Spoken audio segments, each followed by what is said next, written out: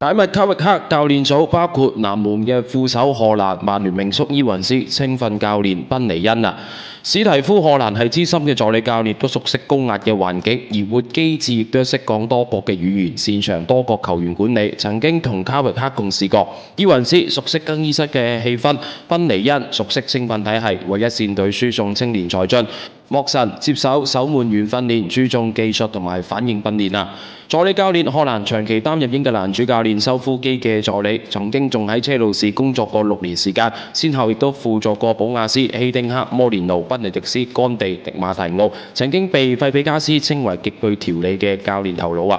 活基治亦都係曾經係卡域克嘅米杜士堡助理，而卡域克亦都係高度評價過活基治嘅視野、知識同埋經驗，亦都係稱其對我非常之重要，係我可以依賴同埋學習嘅對象啊。伊雲斯喺臨時教練費查執教期間協助管理，佢喺卡靈隊亦都深受喜愛，喺球員同埋管理層之間嘅橋梁。